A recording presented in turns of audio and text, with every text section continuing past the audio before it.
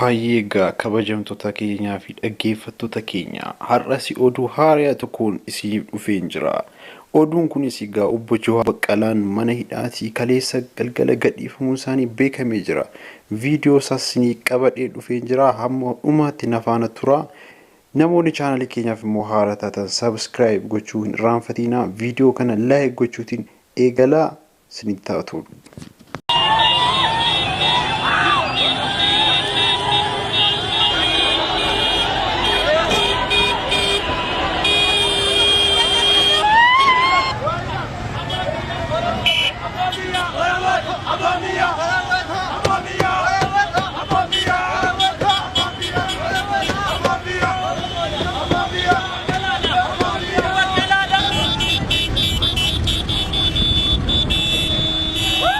Attam jirtu hordoftoota televezyiinii OBS baga gammaddan siniin jenna. Namni isin jaallattan qabsaa'aan haqaa obbo Baqqalaa Garbaa dabalatee hidhamtoonni siyaasaa Oromoo 7 har'aa hiikamaniiru. Obbo Baqqalaa Garbaa mana jireenyaa isaanii magaalaa Adaamaa kana amma jaalatamtoota isaaniitiin simatamanii hordofamanii gara magaalaa kanaa qe'ee jireenya isaaniitti dhufaa jiru. Kanaaf uummanni qeerroon magaalaa kanaa immoo kan magaalaa Adaamaa akkanatti baheetu haala ho'aadhaan simachaa jira.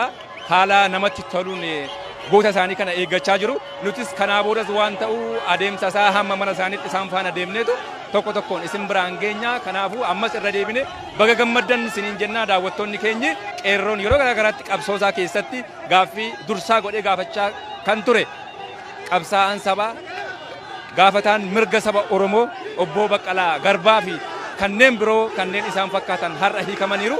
Kanaaf nutis qophii kana hordofnee hamma dhumaatti isin biraan geenya. Irra deebi'uudhaan ammas baga gammaddanii baga walumaan gammanne isiniin jenna. Turtiin keessan nu waliin haa ta'u.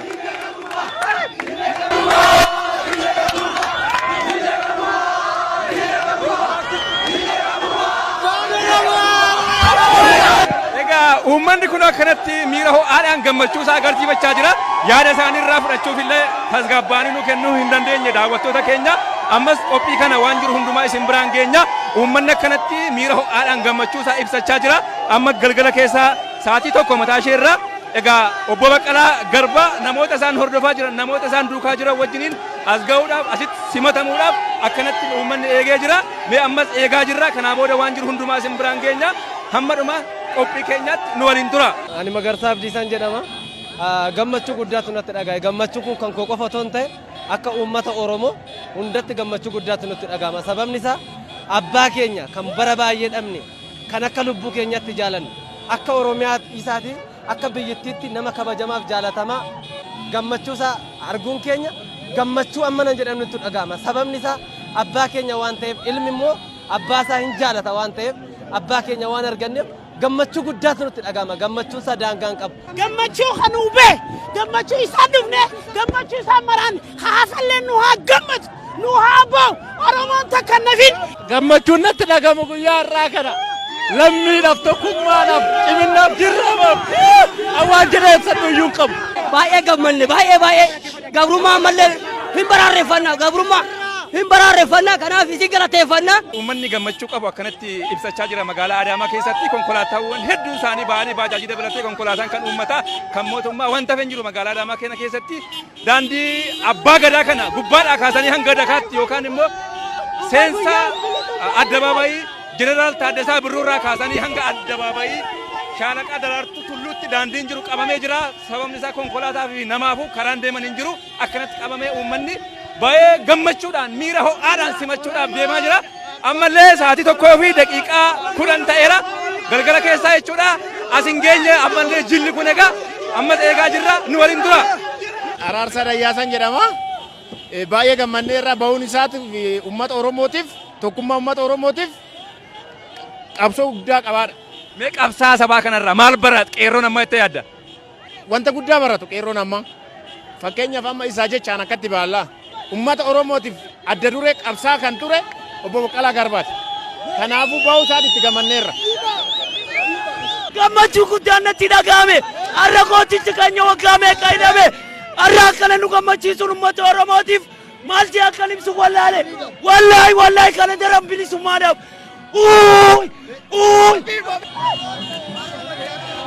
Mee gammachuu akkamitti dhaga'ama? Baay'ee gammachuun baay'ee natti dhagameera. Baay'ee akka amala gaarii qaba. Maal bartamee muuxannoo akkasii kana maal argatta muuxannoo? Wanta akkanaa kanaaf qabsaa kanarraa baay'ee waan gaarii argadha. Obbo Baqqaleen hambaa du'aati. Du'arraa hafee jiraataa ta'e. Carraa kana akka carraa dhufee argachuu kootti baay'een gammada. Egaa akka carraa dhufee naddana. Amma immoo carraa guddaan argadhe kanaaf nan gammada. Hambaa du'aati. Ammayyuu qabsoon isaa itti fufuun jedhan. Ammallee egaa daawwattoota keenya eegaatuma jira hawaasni magaalaa Adaamaa qeerroon magaalaa Adaamaa namni guddaaf xiqqaan namni hundumtuu baay'ee eegaa jira. Mee amma isaan as ga'anitti maaltu itti dhaga'ame jennee dargaggoota garaagaraa waa gaafachaa jirra. Mee maqaan keenya eessaa dhufte? Maqaan kiyya Muhammad Nuur Shaalee godina Arsii Lixaa aanaa gada basaasaarraan dhufeen gammachuu obbo Baqqalaa Garbaa bahuudhaan wantaan ibsuun hin danda'u wanta gammachuun keenya daangaa hin qabu jechuudha. Maaliifuu obbo Baqqalaa Garbaa fedhii ofiitii fi aangoo ofiitiif hin deemne ummataa fi ummata Oromoo kanaaf qabsaa'anii mana hidhaa keessatti iddoo dukkanaa keessatti ijji isaanii hanga jaamuu dirasii ga'e jechuudha. Kana waan ta'eef isaan nuuf jecha waan qabsaa'aniif gammachuu guddaan nutti dhagame isaan nu bahuudhaan mana hidhaaf jechuudha. Gammachuu duniyaa gubbaatti karaa gammadan agadan. Mee maal barte ati? Wanni ani barree qabsoon kuni qabsoo injifannoo ka ta'u qaama kiyyaa fi ummata nuuf jecha wareegamee fi mootummaa keenya lammaa rabbi nu haa bulchu qeerroo kana rabbi nu haa bulchu qabsoo ka ummata bilisummaa Oromooti jaalanne gammanne milkoofne. Qawwee dhukaasuu osoo hin barbaachisin humna nagaa qofa namni haqa falmatu bakka yaade gahuu akka danda'u qawween warra sammuun moofe qofaaf akka barbaachisaa ta'e warra sammuun qara qabuuf ammoo osoo qawween barbaachifne bilisummaa sabaa fiduun akka danda'amu qeerroon kun ni barata jedhanii amana. Maqaan kiyyaa Imaanalii Zaamaa gammachuu har'aa maal jee akka ibsu hin beeku nuti bara meeqa dhiiga keenya dhangalaasaa kan dhufne har'aan tan ammoo Baqqalaa Garbaa arguun hayyoota keenya arguun baay'ee nutti gammadeera. Guyyaa har'aa gammachuu guddaan natti dhaga'ama. An magaalaa Adaamaatii dhalattuu mi'eessooti. Kanaafuu Baqqalee Garbaa uummata Oromoo maraafuu har'aan ta'e gammachuu guddaan nutti dhaga'ameera. Isin waliin taa'uu keenya kaadhaan carraa guddaa qabaanne. Kana booda yoo du'ellee nu gaddi nuun jirru dhaamsa inni sarraa nu beecha waan takka waan nu rakkisuun kan nu gammachuu teenyas gammachuu teessani. Waaree booda sa'aatii 10 irraa eegalee uummanni magaalaa Adaamaa simachuudhaaf kan ba'e egaa obbo Baqqalaa Garbaa ammallee galgala keessaa sa'aatii 1 fi walakkaa ta'eera hanga ammaatti magaalaa Adaamaa hin seenne uummanni ammas miira ho'aadhaan kan inni arguudhaaf eegaa jiru ammas mee tokko lama waan hafe isin biraan geenyaa daawwattoota keenya ammas irra deebi'uudhaan baga gammaddan siniin jenna. Gammachuu koo jechaan ibsuu hin danda'u. Baay'ee tokko gammade baay'ee tokko keessa kooti ibsuu hin danda'u. Baay'ee tokko natti tolee. Maqaan kiyya Ahmad Qaasim jedhama. Ganda gaddacha Raaraarraa dhufe Boolee jechuudha. Mee miira akkamiitu dhaga'ame gammachuu akkamii qabda? Hedduu baay'ee kan gammade yoo ta'u qabsaa'aa mirga namoomaa obbo Baqqalaa Garbaa bahuun isaa hedduu kan nama gammachiisuu fi Oromoo fi Oromiyaan maal akka ta'e kan nama hubachiisu ta'uu isaa nama agarsiisaa ammallee immoo bifa waan simataa kan jiran ta'uu isaanii nutti mul'isa jechuudha. Mee ati qeerroon kanaa booda maal gochuu qabatta? Qeerroon akkamitti muuxannoo qabsoo kana akkamitti baree akkamitti gaggeeffachuu qaba jetta? Qeerroon amma booda kan gochuu qabu mirga abbaa biyyoomaa ka aadaa fi seenaa ka oromummaa akkasumas immoo daangaa eenyummaa Oromoota dhiigaan argamte tana jabeessuu fi itti fufsiisuu qabsoo amma argamte kana akka itti fufu akkasumas immoo qabsoo karaa nagahaa kan tasgabbii qabu gochuun irraa eegama jechuu barbaada. Har'a obbo Baqqalaa Garbaa yommuu bahu uummata guutuutu isaaf asitti hiriira nagaa ba'eef. Kanaafuu uummanni Oromoo tan gammadan jiru har'a. Baay'ee gammanne keenyi keenya baay'ee gammade. Maaliif namoonni asitti har'a dhufan kun omtuu waame Oromummaatu waame. Waan Oromummaan irra waameefu waan nu hidhameefu nus baay'ee gammadee jira. Baay'ee keenya gammadee jira. Baay'ee gammadeera ani karaa koo baay'ee gammadeera maa inni namni ticcichee qabsaa'e namni karaa nagaa qabsaa'e bu'aa yeroo gabaabaa keessatti akka argachuu danda'u. Ammas qeerroon keenya hundinuu tokkummaatiin wal dhaga'uutiin karaa godhachaadha. Ofiisaa of gurmeessee hojjechuutu irra jiraata. Baay'ee gammannee uummanni Oromoo addunyaa irra jirus akka gammadu abdii qabna. dhamtoonni keenya kabraas akka nuu hiikamaniif abdii qabna har'aaf baay'ee gammannee jirra obbo Baqqalaa fi dhamtoonni siyaasaa torba hiikamuu isaaniitiif baay'ee gammannee jirra baga gammaddan uummata Oromoo addunyaa irra jiraatan hundaan jedha. Baay'ee gammannee qabsoon Oromoo itti fufaa ammas waan hafe galmaan akka nu gahan abdii qabna. Akkasumas miidiyaa keenya miidiyaa OBS baay'ee galateeffanna. Baay'ee gammada bahuu isaaniitti immoo hanafanis akka ba'an abdiin qaba baay'een gammade.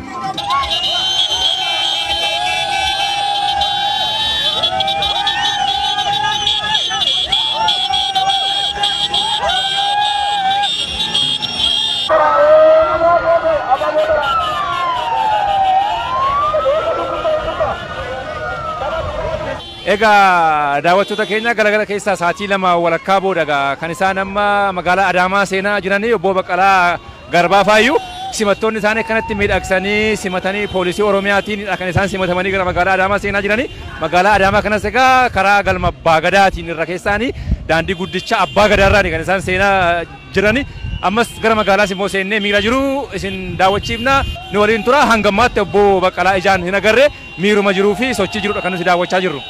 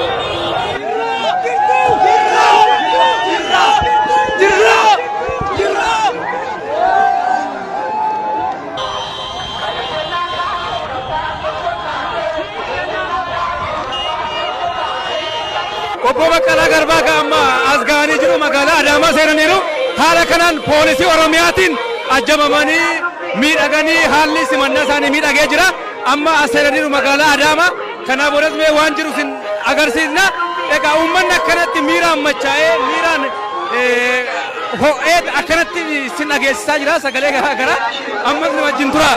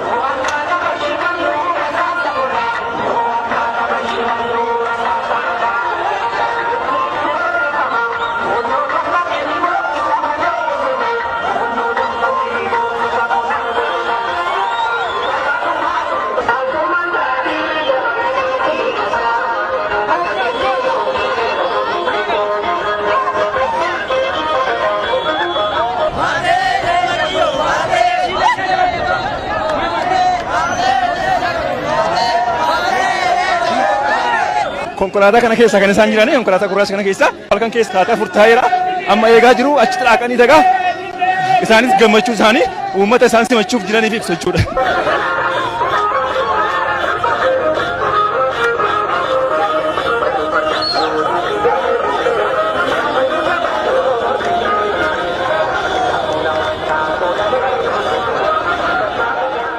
amma gaa daawwattoota keenya akkuma isin hordofaa turtanii halkan keessa gaa kan isaan as ga'anii masqala addabaabayii keessa geenyerra amma halkan keessa sa'aatii 4:02dha.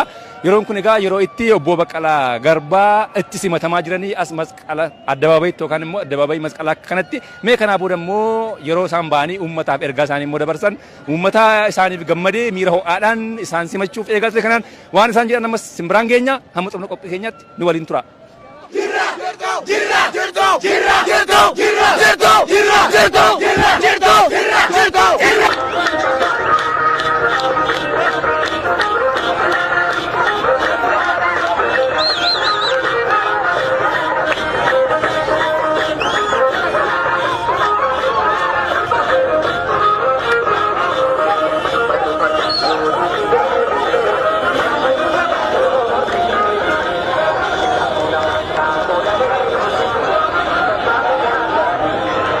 namoota mana hidhaa keessa turan warra dararraa adda addaa keessa turan akka isaan hiikamaniif akka isaan maatii isaaniitti dabalamaniif akka isaan isinitti dabalamaniif uummata qabsoo gochaa tureetiif nagaa isin gaafadhee galata isinii galchuu duwwaadhaa galanni keessan guddaa galatoomaa.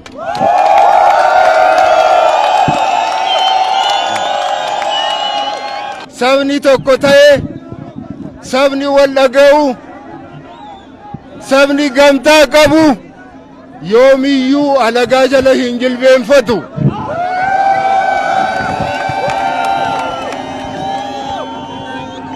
uummanni keenya waggaa dheeraadhaaf alagaa jala cabee kan inni ture gamtaa har'a qabu kana sababii hin qabneef ture.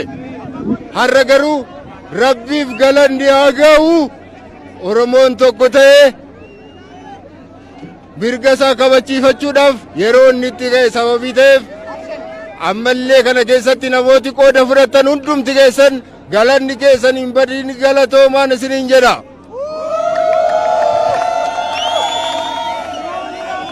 naamusa amma qabnu kanan wallaga'uu amma qabnu kanan jaalala amma qabnu kanan tokkummaa amma qabnu kanan itti haafuufnu. amma yeroon isaa yeroo itti wal qoodan miti yeroo itti siyaasaan adda wal baasan miti yeroo itti paartiidhaan adda wal qoodan miti yeroo itti amantaa wal qoodan miti amma yeroo itti tokko ta'anii kaanii mirga ofiif qabsaa'anidha.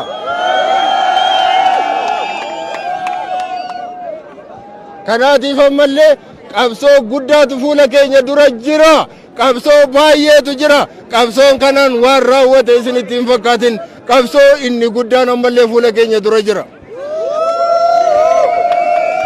kana caalaa walitti haasa'uudhaaf waliin wajjiniin haasa'uudhaaf yeroo baay'ee qaban gara fuulduraatti akkuma nagaadhaan dhuftani nagaadhaan qeeqeessanitti gala.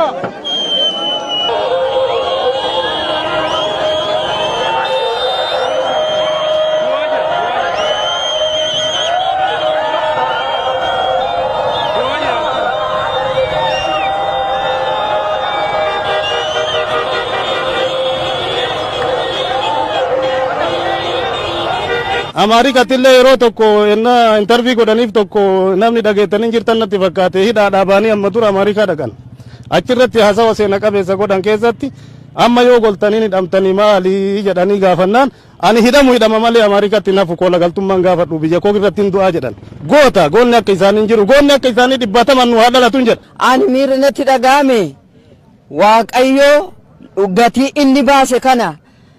ijoollee kootuun jedhin mana kootuun jedhin nan guddadha ofii koofiin horii horadha nan tuulladha utuun jedhin umurii isaa isa gatii itti baase kana umurii isaa isa mana hidhaa keessatti haamileensaa waan hundaan miidhame kana Waaqayyo ijaan isa argisiisu mo'icha Oromoo isa kana caalu isa argisiisu Baqqalaani kan Oromoo duwwaa miti akkuma jedhame kan Afriikaaf duwwaayyuu miti kan biyya lafaati inni waaqa qabatee dhugaa qabatee gatii baasuudhaa fi nama murteeffatee ka'e murtoo isaa kana wajji waaqayyo isaa wajjin haa ta'u jedha. Egaa haalli simannaa obbo Baqqalaa Garbaa magaalaa Adaamaatti kana fakkaata ture. Daawwattoota keenya ergaa guddaa nuu dhaamaniiru, dhaamsa guddaa nuu dabarsaniiru. Qeerroon ammaas qabsoo malaan qabsaan, qabsoo nagaan qabsaan akkanatti bu'aaf galmeessisiisuu ni danda'amaadha dhaamni dhaamame. Dhaamsi dhaamame ammas egaa kana fakkaatee qophiin keenyi fayyaa ta'a galatooma waan dhufan hurtaniif hangammaatti. Garee gaazexeessitoota OBS wajjin ta'uudhaan qophii kana kan simbiraan ga'an ture an ayyaana cimdeessaa ta'e ogeessi kaameeraa Seydii Hussein Abdul Qaadiri qophii biraatiin walitti deebina nagaa nuu ta'a fayyaa ta'a isiniin jenna.